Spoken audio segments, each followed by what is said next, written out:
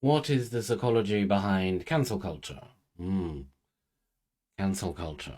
There's a controversial one. We've all encountered or at least heard about the phenomenon, haven't we? And its dynamic normally works like this. Someone, normally prominent public figure or celebrity, gets caught saying or doing something politically incorrect, the evidence of which goes viral on social media, and the person consequently gets widely shamed and shunned by social media activists.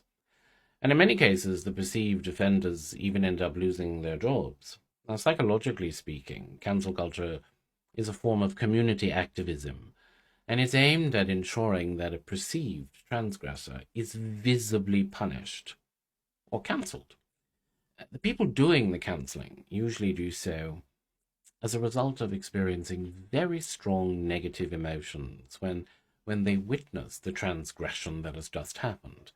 The activism itself is a way of expressing this outrage, this disgust and anger felt in response to that particular transgression.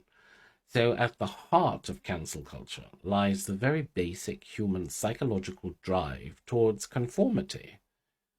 When we encounter opinions that contradict our own convictions, it can cause feelings of anger and annoyance and frustration because it makes us question our own foundations and our place in the world. Cancel culture, it arises from the desire not only to distance ourselves from those who express those opinions, but to punish them for their views.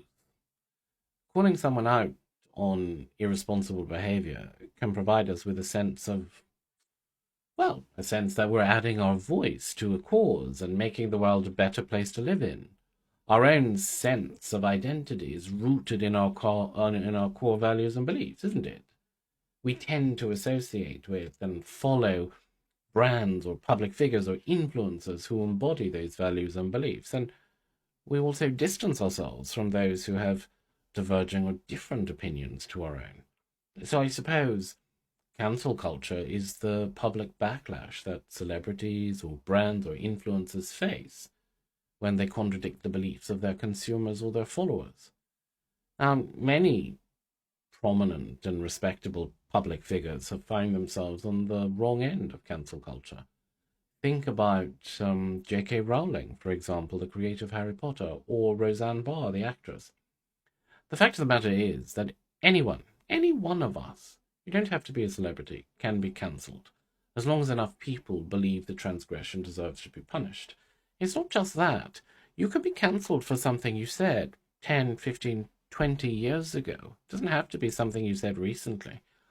One of the criticisms, I suppose, often levelled against cancel culture is that it isn't sufficiently based on any set standard or criterion for what actually constitutes unacceptable views and what doesn't. You know, what was acceptable 20 years ago isn't acceptable anymore. So does that mean that just because it turned up 20 years later, that I should be cancelled for saying something that was perfectly acceptable 20 years ago? And, of course, because cancelling someone can have devastating implications and consequences for their careers and livelihoods, it's always wise to try and manage our emotional response in the face of differences of opinion, isn't it? I mean, it's easy to be a keyboard warrior and add your voice to the fray when you're hidden behind a monitor and a keyboard. It's a little bit more difficult to do it face to face. What do you think about cancel culture? Do you think that somebody should be cancelled for what they said 10 years ago? What's your opinion on the whole cancel culture that we've got right now? Do you think that it's a good thing, that it leads to more awareness? Or is it gone mad? Is it out of control? Now, like always, I do have an opinion on cancel culture, but it's not one that I'm going to share. Let's see what you say in the comments, and then maybe I'll share mine with you.